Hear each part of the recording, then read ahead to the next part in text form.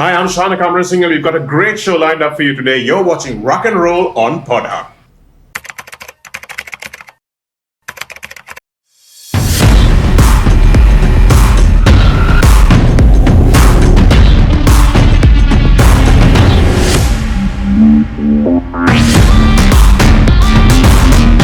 Seat Car Radials. The road is yours.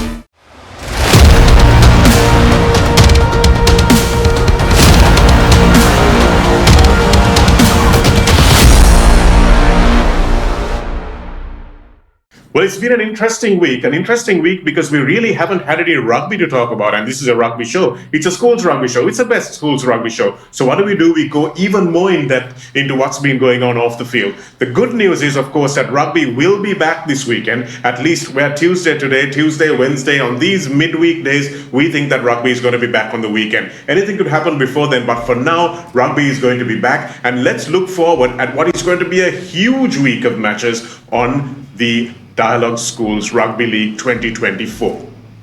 So this is a look forward to what we're going to be seeing this weekend. We have Wesley taking on Royal, and I think that's going to be a fantastic game. Wesley, of course, look like they're going to be at home, so that's going to be an interesting one for Royal as well, because they've got a big forward pack, those Wesley boys, and they know what they're doing. So it's going to be the first time Royal are actually tested against a forward pack that likes to play the game the same way Royal does. We saw Wesley against St. Peter's, and it looked like they were going to be in for a little bit of rough and rumble, and Royal's backs, I think, don't run the ball as much as the Peters backs do. So that's going to be a very interesting game, because if you look back at the Peters versus Wesley game, it was Peters one-on-one backs that did the job for them. Do Royal have the same quality in their backs? Well, we're going to find out when it comes to this match. Another huge game between Isipatana and Trinity. This, of course, in Group 1A, and that's going to be a battle for the top spot. Trinity have already had a loss, so they are not looking to go to the top spot. Isipatana are unbeaten so far, but this is a one game that they might slip up so far this season. The Trinity forwards have been getting better and better as the game goes on, and Anuhas Koditoaku as captain, I think, is growing into his role. So let's wait and see how Isipatana are doing, because they will be after a week's break as well, and sometimes when teams are going well, the only thing that you can hope for is to keep going well and not have a break. St. Peter's taking on St. Joseph's in their big trophy match as well. That's going to be a pretty easy win, I think, for St. Peter's. No disrespect to St. Joseph's at all, but the fact is that St. Peter's look a cut above pretty much everyone else this season. So that's going to be an interesting game, but it would be very surprising if St. Joseph's come through and win that one. Then another big match, which may decide the top of Group 1A. St. Thomas's taking on DS. Now, St. Thomas's aren't going to go to the top if they win this, no way. But what they can do is really affect the other result, Isipatana versus Trinity and St. Thomas's versus DS, could really have a massive impact on who goes 1 and 2 in Group 1A. So everything to look forward to. Let's look at the other fixtures coming up for the week. We have Zahira taking on Vidyartha. That's going to be a fast-paced game, that's for sure. It's going to be a very interesting one as well, because both these teams like to run the ball, but I think from what I've seen so far, Vidyartha may just have too much. Science versus Sri Sumangala Science, a controversial couple of weeks for them, so it's going to be an interesting one for them to come back and actually put their head back into rugby, and what better game could they have asked except for the minnows that they're going to be playing. So I think Science will have it pretty easy there. Kingswood taking on Thurston. Kingswood looking for their first win of the season as well, and Dharmaraja versus St. Anthony's. Both these two teams will be looking to finish off with a win for this season also. So those are the fixtures we've got to look forward to, and they're going to be amazing fixtures. So make sure that you get on your Seat tires and drive yourself to those games and watch them as well, because the road is yours.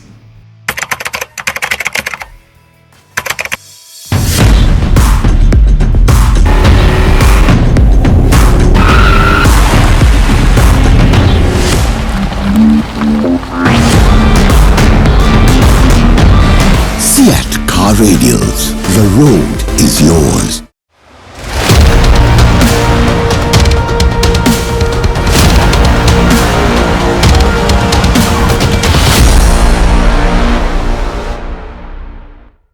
You're on Ruck N Roll on the Podhub, and as we know, we talk to the people who are not just in the news, but the people who make the news. And we've got just one of those people online with us at the moment. A very good evening to Sports and Tourism Minister Harin Fernando, who joins us on Ruck N Roll. Mr. Minister, thank you very much for joining us. Thank you for having me, Shanaka. It's great to have you on the show because things have been looking a little heated in the sports arena on the cricket side for one thing and on the rugby side for another thing. But we're going to talk to you purely about the schools rugby situation, where we know that you mediated a meeting, Mr. Minister, between the schools association and the rugby referees. What can you tell us about that meeting? What were the interests that you had to balance there? Well, as you all know, the schools rugby comes under the Education Ministry, and the Referee Society comes under the Ministry of Sports. So this has been quite a complex situation, I think, right throughout when it comes to managing situations, because the two institutes are with two different ministries. Fortunately for me, I had the concurrence of the Education Minister when speaking with the referees, and we were able to mitigate certain issues. Mainly, I think both parties had quite a lot of concerns and with the facilities, and also I felt that with more games added in this new A division structure, management of these games, because sometimes I think probably this week on a Saturday alone there are 6 games. So finding the best technology, all of that is actually going to be quite challenging. So I think that's one of the things that I realized, and also funding for certain schools is not the same with the other schools. So how do they manage all the situations? So I thought the intervention of the Ministry of Sports was also vital to make sure that we strike a balance, because if we lose the game that we love and the interest from the parents or the teachers or the perception of the game falls apart, then we all are going to suffer finding the best talent in Sri Lanka playing rugby. And we've now got rugby back after the referees said that they were going to be away for 2 weeks. You've managed to convince them to come back. And what were the conditions that they wanted, Mr. Minister, from you? What were the assurances they wanted? Well, one of the main concerns was their security, because and also the match commissioners. They were on the view that the match commissioners were not up to par, as in, because it is not the job of the referees to figure out if the ground is safe or the safety of themselves. What they do is to go and blow the game, and the match commissioner at the day of the match has to make sure that everything is in place and the structures are in place. So what we've realized and what we've suggested is to have a match commissioner who's professional of the game, and also have a sub-match commissioner, which could be a school's official, making sure all the other nitty-gritties are sorted and looked into. Plus, it was a very concern, or very clean suggestion for them to ask that the grounds to be barricaded, because even if you have police security, sometimes unruly crowds could come from all over the ground. If you just take, for an example, I'm not just singling out grounds, but Hudlocks is open ground.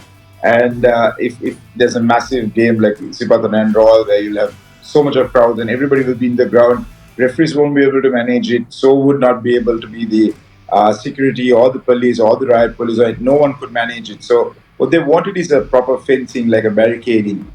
So even if somebody's coming from one side, the security officials will be able to stop it. So also we have to keep in mind, most of these referees are doing a semi-professional job. They are not full-time refs. So they have their own jobs, they have their own families. There are a lot of human errors that could happen. So we even had a very good meeting with Dialogue today. We spoke with Papare today on a special meeting, just to see how we can enhance the technology part of it. So as you know, Papare sometimes covers with 3 cameras for best games, and whereas 1 camera on the other game. So I mean, you don't get the entire technology, or people could easily point fingers at the ref stating that he did a mistake, but human errors happen everywhere in the World Cup final. I'm sure, Shanaka, you watched it, and All Blacks was on the receiving end of one decision. So, yes, I mean, that cost them the World Cup. So these things happen, but it's very important for players to respect referees. And I thought this should start with a campaign, going to every school, learning, teaching children from under 12 age group up until under 19, for them to know how to respect a referee and how to take it as the last decision. It's a good learning thing for your life as well, I would suppose. I mean, when you're moving on, certain decisions don't come your way. But you need to move on, you need to play on, you need to smile, you need to go for the next game, and you need to still win. So, says fortune favors the brave. So, I mean, it's a whole circuit. I think the rugby lovers, old boys, schools, administrators, referees, we all need to work together. So we have a very good concrete plan that we have put in place, and hopefully everybody, all stakeholders, will support us to execute it. Because in the end, we need to see school rugby players continuing club rugby. We don't see that much happening, and that's my ultimate motive, to make sure that rugby stays clean, people respect it, regardless of certain decisions. And we have also suggested to Referees Association that we will fund them to buy some technological equipment. We've spoken with corporate to see how we can enhance more cameras onto the ground, and even to see on a sponsorship basis. So we're working on all of this. And I feel the biggest hindrance at the moment is, this is my personal opinion, I feel there's a little bit too much of A division teams at the moment in the system. So on a logistical standpoint, it has become a bit difficult for even operators, to referees, to organizers, to the grounds, to handle all of this. Has not been the easiest of things. And is there going to be some money put into it from next weekend, Mr. Minister? Because the solutions you called for, and I think rightly called for, they require a little bit of an injection of cash and resources. So will we see that happening? Yes, so I'm hoping to. We're looking at a 5 million grant for the Referee Society to get their equipment, get themselves, and we even spoke with Dialogue, because they missed out on a sponsorship of Dialogue, the referees, and they would have had some constraints. And the amount that what we are paying for the referees, I feel is below par.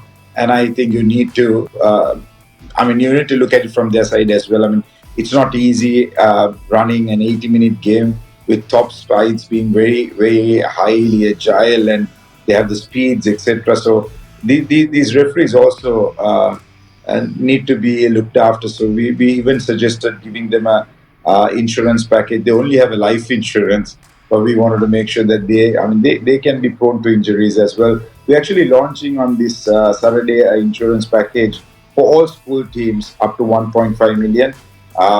So all 82 odd teams up to a cap of about 6 players per season will have up to 1.5 million if they have an ACL or MCL or some sort of injury, and 30,000 rupees hospitalization per day if they have a rugby injury on the rugby ground at a match or at practices.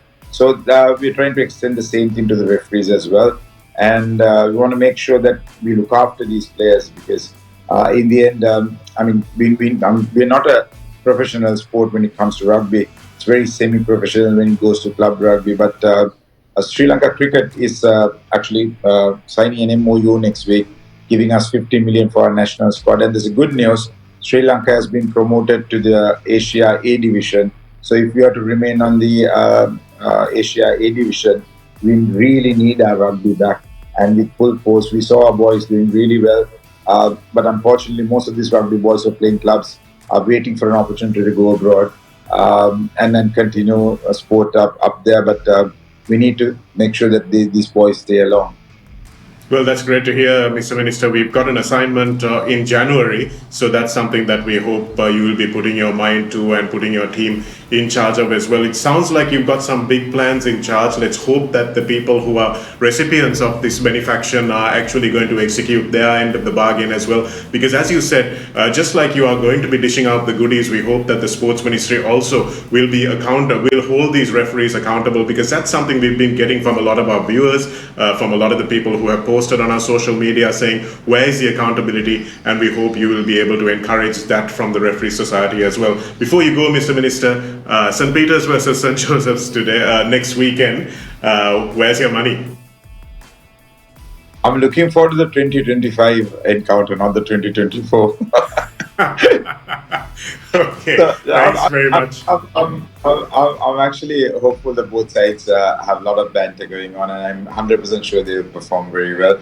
And for me, they are my brothers too, so it doesn't matter even if the bully brother wins on this game, but I'll come back the next time. Sports and Tourism Minister, Mr. Harin Fernando, thanks Thank you very so much for much. joining us on Ruck N Roll. Thank you so much. Cheers. That was Yes, ma'am. Sports and Tourism Minister, Mr. Harin Fernando, joining us and telling us what the plans are. So it looks like the referees are not completely losers in all of this, because they've got a lot going on for them. They've got some insurance, they've ensured barricades around the grounds for them, they've ensured that they get some new equipment as well. So these are all positive factors for the Referees Society, and hopefully they will be able to build on that as well. As the Honourable Minister said, it is going to be something that he's going to be looking into as well, and we hope the referees will be accountable. We were supposed to speak to Mr. Dinka Piris next, but unfortunately he's unable to join us. He's at a committee meeting of the Referees Society, probably deciding what they're going to do with all the fancy new stuff that they're going to get. But we'll be back with a lot more on Ruck and Roll. Don't go anywhere.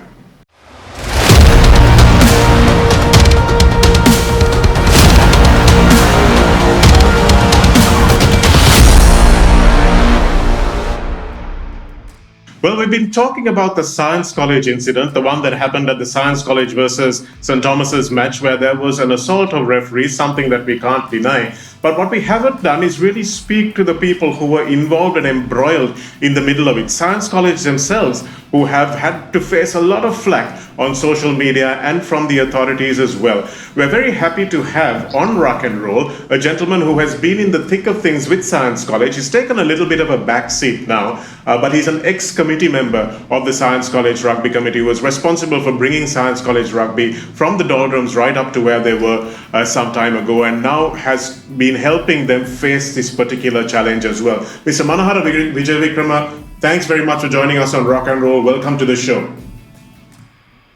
Thanks, Shanika. Thanks for having me on your show. You're It's my hiding pleasure out to in join. a very nice place in Naboda, aren't you, Manahara? Were you forced to flee?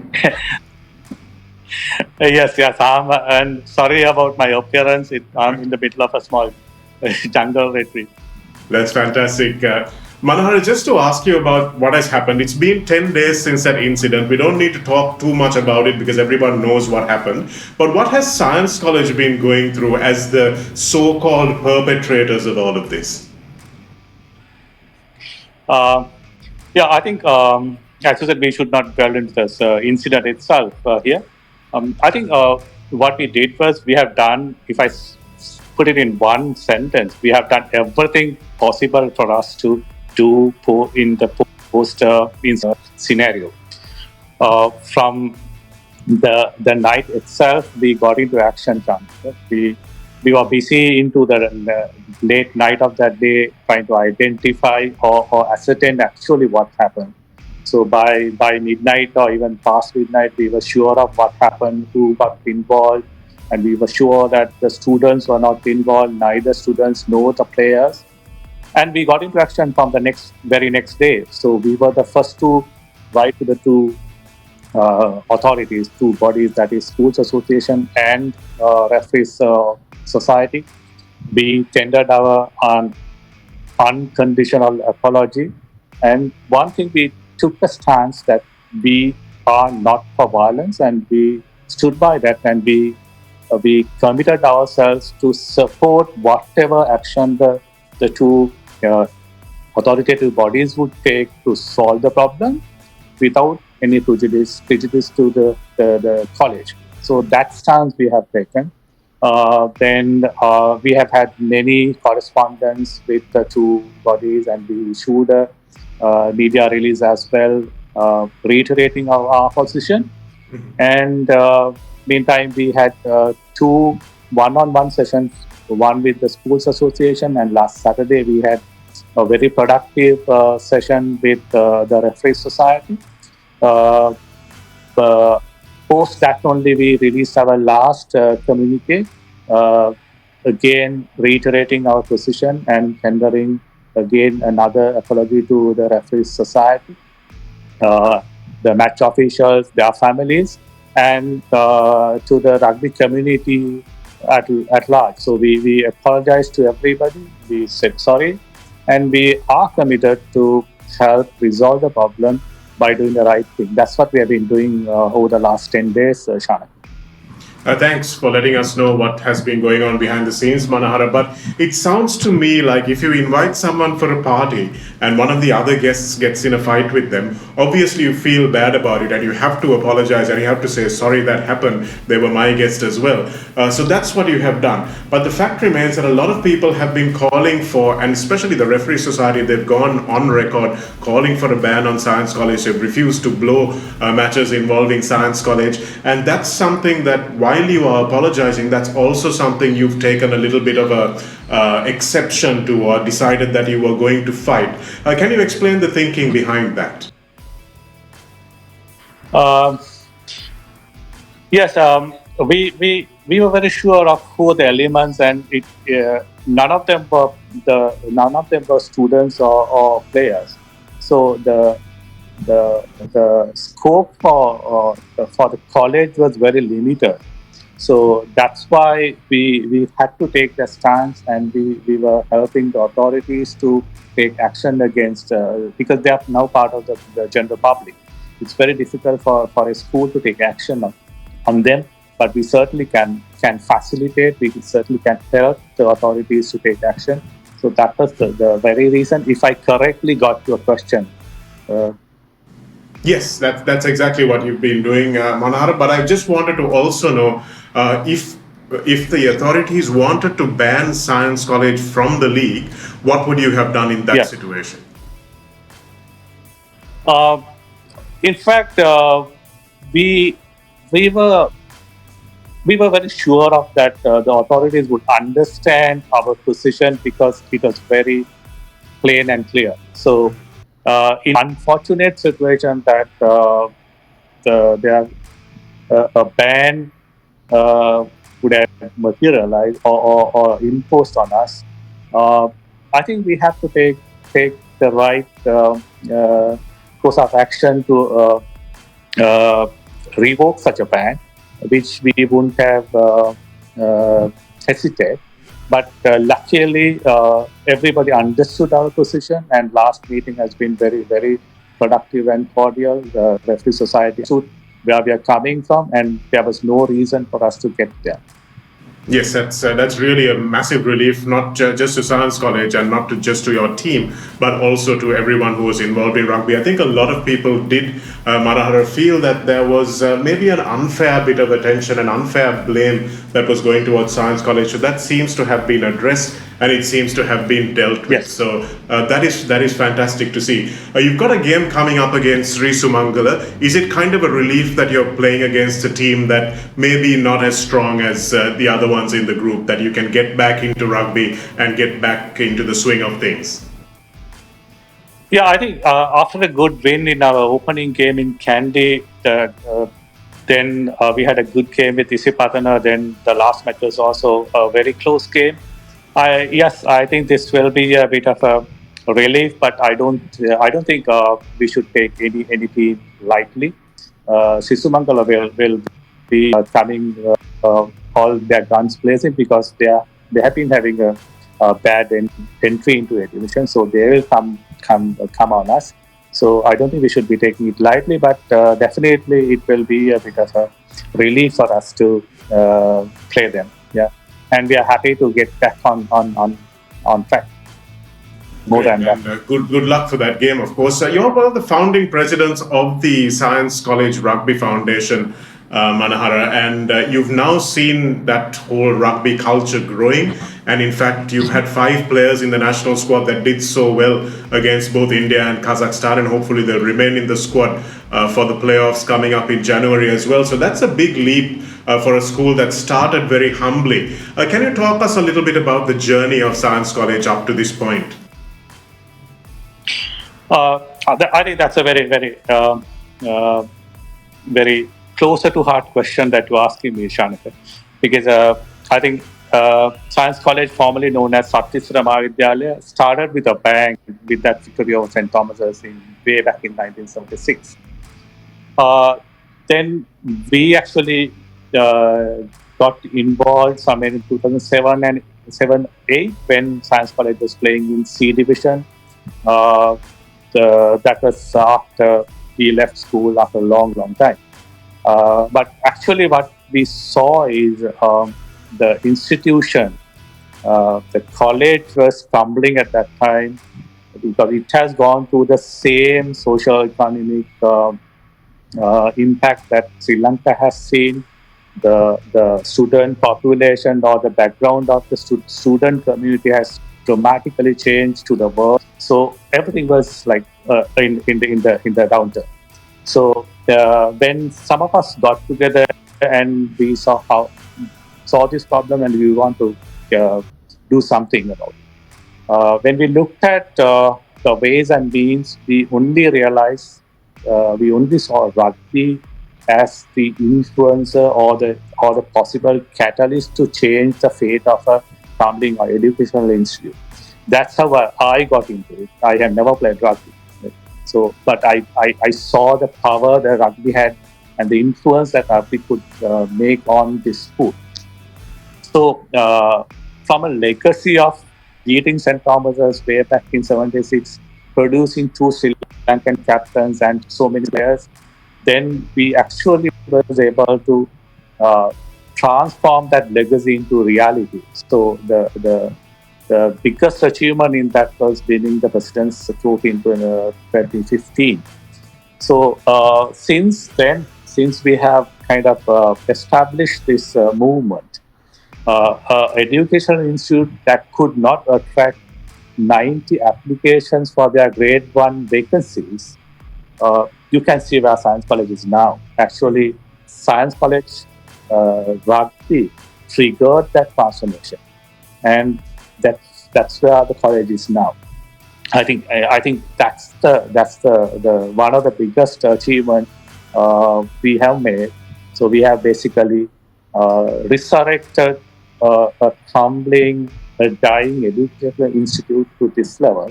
Why our sport is powerful this game is. I have never played this game, but I believe that game could do this change.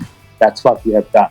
So since we enacted Science College Rugby Support Group, I think we have produced numerous many club players, junior national and national players.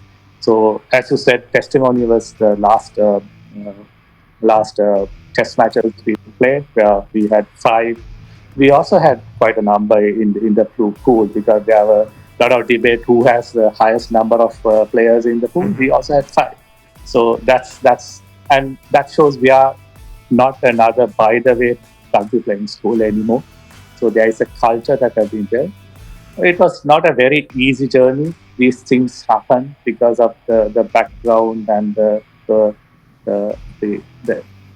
the socio-economic pressure that is there on these kids.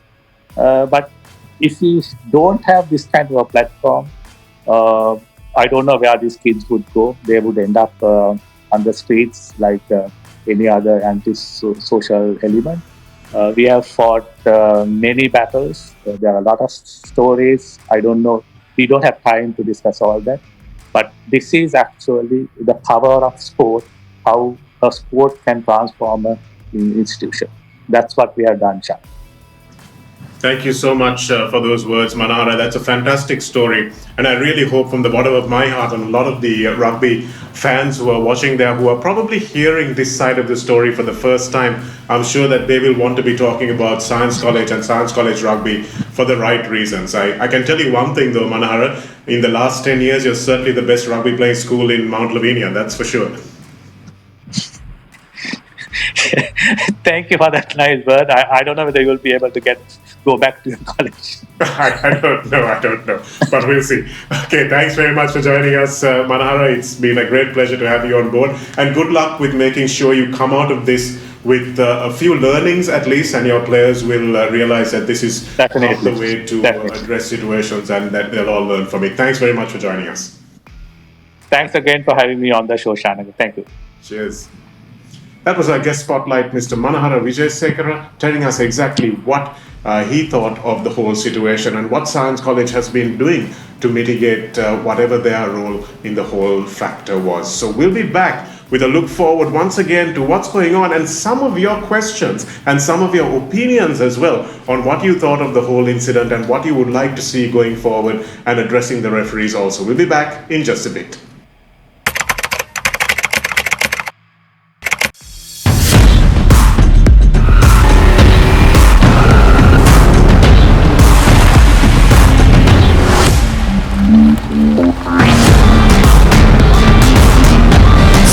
Car Radials, the road is yours. We're really happy to have you guys on the show. We're almost at the end, but you guys have engaged with us, given us something to think about, and given us a few questions to ask our potential guests as well. Unfortunately, Mr. Dinka Piris, who is the head of the Sri Lanka Society for Rugby Football Referees, was unable to join us today, although we had scheduled him in, but maybe we can ask him these questions on the next day and find out what his answers are after we look at this week's games. But this is a question from Azma. How do the Refs Association analyze the performance after each game? What happens if glaring mistakes are made? What are the consequences? How are the refs rated? And if they're found to be incompetent, are they penalized? How often are their performance managed? That's something that obviously I can't answer at the moment. I do know that when I was in the Referee Society, maybe about 15 years ago, that there was no official appraisals like that, but what happens is, of course, with professionalism, that stuff has changed. So certainly there will be an appraisal system. We'll let Dinka explain a little bit more about that.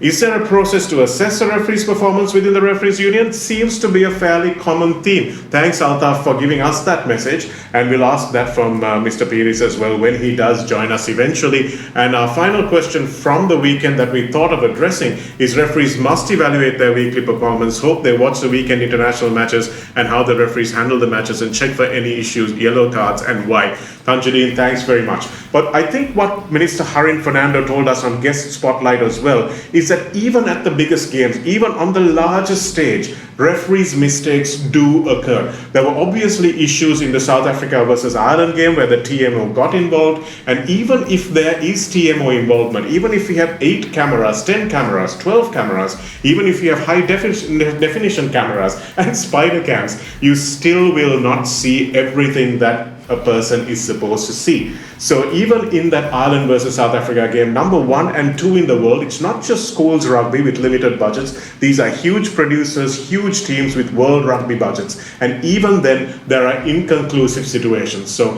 what happens is, I think we need to accept that whatever happens in a game of rugby, we are not going to get every call 100% right.